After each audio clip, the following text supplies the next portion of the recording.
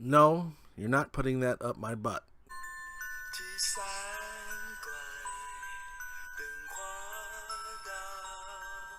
If I have to see LL Cool J lick his lips one more time,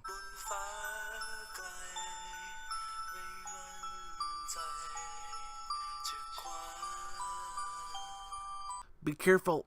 He's big. He's real big.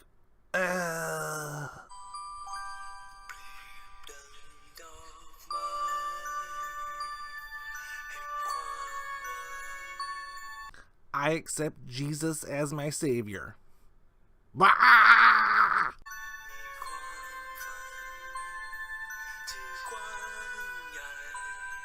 It was fine. It is fine, and welcome to another so-called episode. We have a new number one on the list. Silence has finally been overtaken. We'll get to that in a minute. So let's get going on the list. 451. Watcher in the Woods was an early 80s Disney movie. From the name of it, I was expecting a good Stalker in the Woods story, but I didn't get it because it's Disney. But the main girl in this was the worst actress I've ever seen. And there's a scene in the beginning where she's standing there with her boyfriend, I guess, and these two people are wearing the tightest jeans I've ever seen. I swear they were painted on. They were tight. But anyway, his family moves into this new place, and the landlord's daughter went missing years ago, and she wanders out in the woods looking for her at night, and it goes from there. It was okay, though. 452, Beyond the Black Rainbow. You could tell this movie was kind of inspired by the 2001 and that George Lucas movie THX 1138. But this one didn't really make any sense. The other ones made a little sense. This one, I think, the main gist of this one was there's a scientist and he's got this girl captive and they're running experiments on her, but turns out he's an alien or part alien, or good luck following it. 453, this is the new number one with a bullet. 3 Billboards, outside Ebbing, Missouri. Nominated for his best picture last year, but somehow lost to that stupid Shape of Stupid Water movie.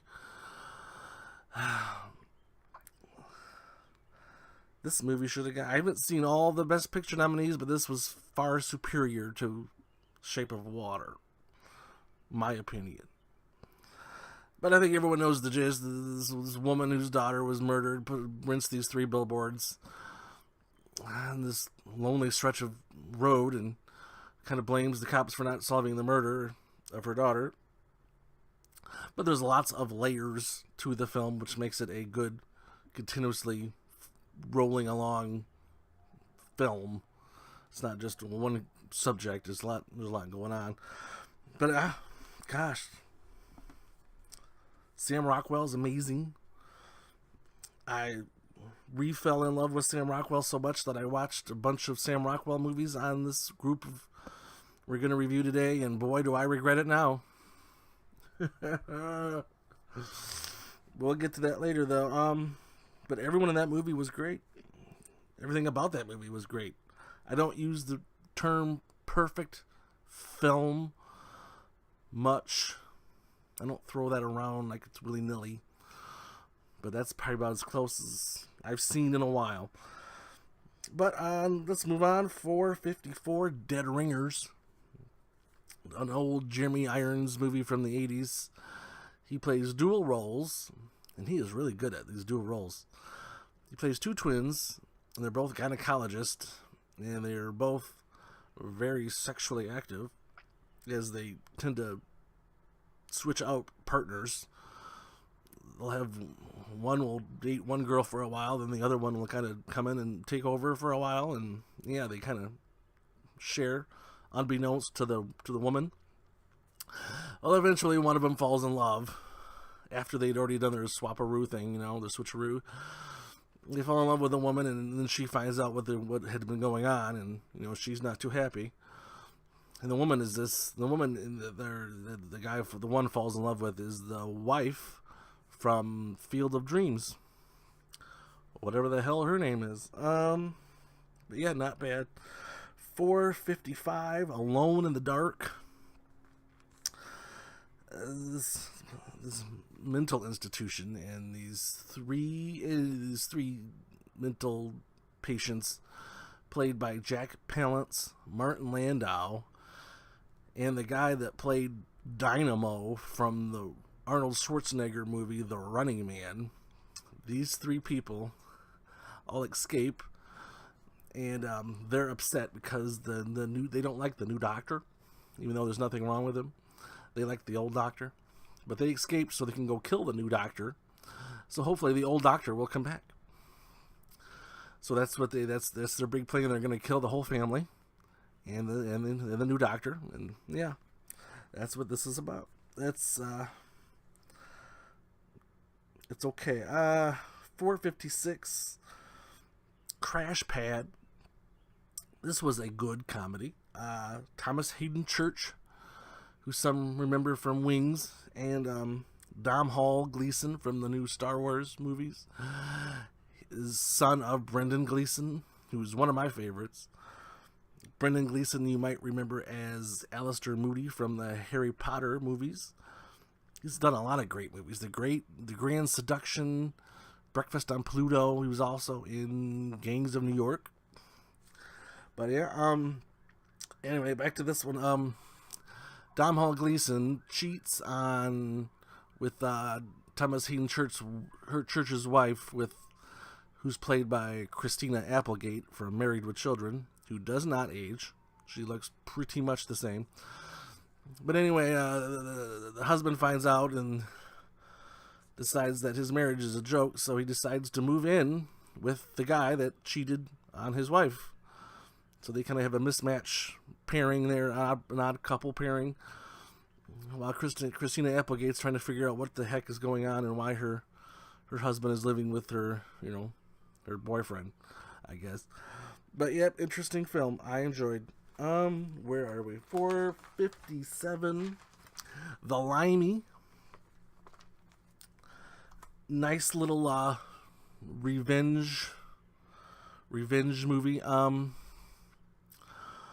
This guy's daughter went to Hollywood to become a star, and the agent kind of promised her all these things, and eventually she ends up dying in a car wreck. But the father blames the guy that put her in that position.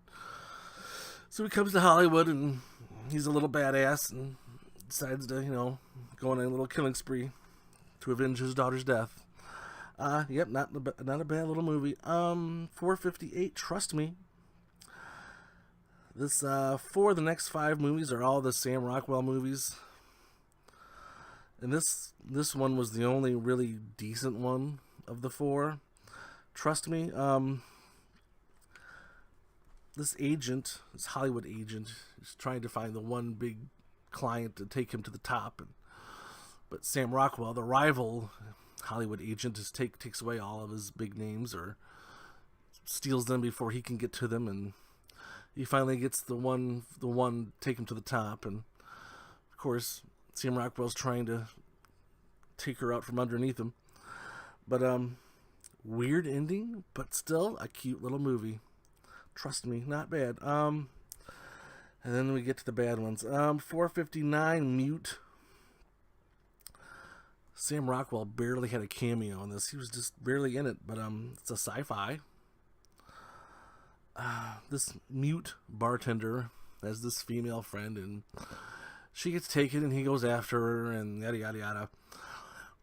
The sci-fi part of this movie was so completely unimportant. It should have been cut out. They should have just saved it. Just saved their money and just not done with it. Besides a little bit of the ending, they really didn't need any of the sci-fi stuff. It was just, sci-fi for the point of sci-fi, which is silly.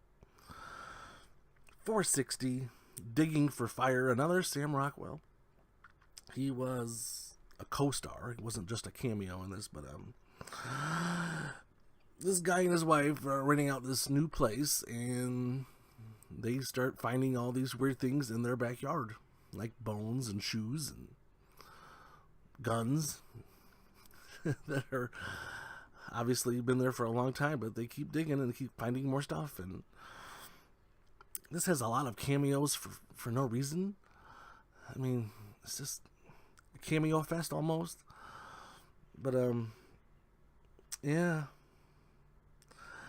As the husband's digging in the yard and the wife is away, they realize their marriage is, not what it used to be, and gets kind of sappy. But yeah, not a great movie. 461, this was not a Sam Rockwell movie. This was the Belko Experiment, which is a very interesting thriller horror. This uppity kind of chemical whatever company, or I don't know what kind of company they were supposed to be, but the whole main building shuts down, and they're told, you have to kill so many people or else pay the consequences. And apparently they put little things in the back of these people's necks, so if they didn't do what they were told, or if they were told to pay the price, their heads exploded. So they were told over the intercom what to do, and they had to do it in this certain amount of time. And of course, eventually it picks up, and people go on a mass killing spree. But yeah, interesting movie. 462. This was the last of the 4 Sam Rockwell movies. This might have been the worst. Loitering with Intent. These two tough Italians, I guess, these Gambones, these Mataras, I don't know, whatever you want to call them. They're going to this house, and they're trying to write a screenplay, and all these people keep showing up, and they can't get anything done. It should have been a short film, not a full-length film. But, yeah, nothing special. 463, Already Dead. This guy pays this company to find the guy that killed his son so he can torture him and beat the bejesus out of him. And they do, and as he's beating the bejesus out of him, he realizes this might not be the guy. So the guy that's being beat up eventually convinces the guy that's beating him to let him go, and that the people that he paid to get the guy are the bad guys. So then the two guys are now fighting off the corporation that, yeah. Interesting concept. Not horrible delivery, but still a little far-fetched, but not horrible. 464, Incarnate. Aaron Eckhart. He's an interesting twist on possession films. He goes into their mind, they kind of mind meld, as the person he's trying to help is possessed, to try to convince the person that's possessed to separate themselves from the demon that's possessing them. So it kind of makes for some interesting situations. And the main character, he's trying to help this little boy. Excuse me. Ugh. Time for a Mountain Dew break. He's trying to help this little boy. This little boy is possessed by a very powerful demon that Aaron Eckhart has had interactions with before. So that's kind of where it goes. But, yep, interesting little movie. 465, Shut In. This was good. Naomi Watts, who I adore. She is kind of there's this big snowstorm coming, and she's kind of stuck in her house with her son, who's basically a vegetable. He can't do anything. He can't really move.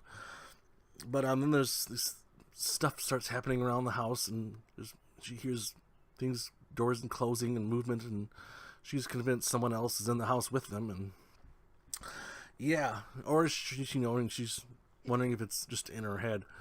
But interesting little thriller. Shut In. Also had Oliver Platt, who I think is a underrated actor. He has picked some bad roles, Ready to Rumble, but he usually delivers. 466, Eloise. This guy who's gonna inherit this money, but he had to get this document out of this closed mental institution, and is condemned and is falling apart, and he didn't want to wait for someone to get it for him. He wanted to get it right now so he could get his money right now. And of course, it's, an old mental institution, so it's haunted. So, goes from there, as you can expect. Nothing special. There was about a half-hour period in this film where nothing happened.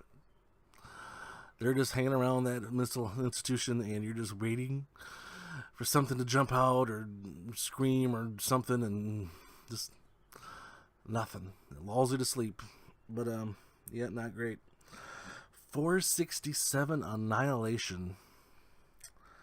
I was excited to get this in my box when I got home. It's like, oh boy, Annihilation's here. New science fiction, can't wait. It's a little better than Arrival, but not by much. This force field, I guess, is kind of expanding and taking over the planet slowly, and so Natalie Portman has to go in there with these group of women to see what's going on. And yeah, the best part was the decaying, diseased bear that would kind of scream, wheeze in their face when it was in the room together and they were tied up, and he'd get it right in their face and go, ah. That was probably the best part of the movie. Other than that, I didn't care for her fighting the thing that shadowed her. That was strange. Yep, I would not recommend this. 468, The Promise, excellent film. Oscar Isaac and Christian Bale. This movie must have been so expensive because it's basically a war movie. There's tons of people in it, but no one even knows anything about it. I never even heard of it. I was looking up Oscar Isaac movies and this popped up. I said, that looks interesting. But I never saw anything promoted about it. But it was really good. It was about the Turk-Armenian genocide that happened probably 70 years ago now. It was, pre-World War I, so more like 90 years ago. Those Turks were really rough to those Armenians. It was basically a cleansing, just like the Jews were attempted to cleanse by the Germans. It was basically like that. They were all pretty much led to their death. And the Armenians were fighting back, and that's where this picks up. But yeah, interesting little film. Christian Bale played a American photographer, who was kind of stuck in the middle of this as it was happening, and was trying to help the Armenians survive this thing. And yeah, good movie. 469, Midnight Movie. This creator, he was like a producer director of this old horror film, and he was in this mental institution, and when he was in there, he was allowed to watch his movie, and when he did, he went on a huge killing spree and disappeared. And then fast forward several years later, and they're going to show this movie at this little tiny theater. This shows horror movies at midnight, and the detective that were on the case are concerned that the killer is going to show up to view his old movie, and he shows up and people start dying, and that's where it goes. But interesting concept, but it's very, very low budget, so be prepared. 470, Lady Bird, a coming of age story, which there are 1,000 of these movies, but this one was very well made. I enjoyed the scene with the basketball coach trying to teach the drama class how to act. Was priceless. And the the usage of the Dave Matthews Band in this movie was also very interesting. But yeah, it's basically this girl. She has this friend, and how do you describe this? It just, it's high school life. Then high school's over, and then she wants to go away, and but well made. Laurie Metcalf played her mother and did an excellent job. She was one of those mothers that doesn't like to show love, but likes to enforce her laws, one of those types. She was excellent in this. But yeah, good movie, Lady Bird. 471. The Lovers. There was an actor I complimented a long time ago in the movie Indignation. He was the dean of the college. And I finally found out his name. His name is Tracy Letts. So I looked up to see what else he's done, and I found this movie. It was him and Deborah Winger, who you may remember from Leap of Faith with Steve Martin. And they're both having affairs. They're a married couple, and they're both having an affair with different people, and they end up kind of falling back in love with each other, but they don't want their mistresses and whatever to find out, so they're kind of making a secret fling as a married couple, which is an interesting concept, and they don't want anyone to know. But yeah, interesting little concept for a movie, but yeah, not bad. 472, True Crime. Not the Clint Eastwood movie. This was a Alicia Silverstone and Kevin Dillon from 1995. This high school student played by Silverstone and this young cop, Dillon, team up to solve this local murder. And, they kind of fall in love, even though she's in high school. But, interesting. Yeah, it was fine. Not something you have to think too hard of when you're watching it, but not a bad movie. 473, Night Job. Goddamn, this movie was so low budget, and it was deceptive because Amazon had it as 5 out of 5 stars. And as soon as I'm done with this show, I'm going to go on there and make sure it gets the 1 star it deserves rating, because it was poop. Basically, this bellhop at this hotel has all these interactions while working third shift with these crazy people that live inside this hotel.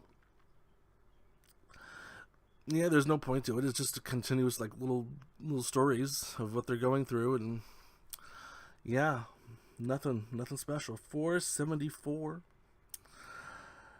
Split Image, a nice old James Woods Peter Fonda movie. Peter Fonda has this cult, and he brings in these kids, these teenage kids in this cult, and they're convinced the cult is right. And then one of the kids, his dad is played by Brian Dennehy. He convinces James Woods, who has experience in bringing people out of cults. They kind of trap one of the son that they're trying to get out of there, and they're trying to unbrainwash him. But James Woods comes across as such a douche as he's doing this. You kind of don't really have anyone to cheer for, because he seems like a bad guy, even though he's trying to do the right thing.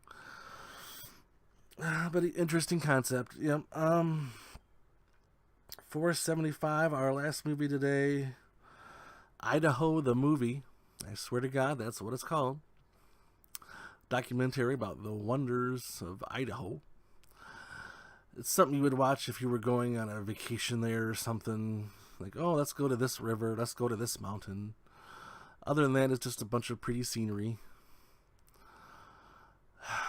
from this guy that lived there for 40 years. And I love my state, and I still don't know everything about my state. I'm still discovering things about my state, and yada, yada, yada.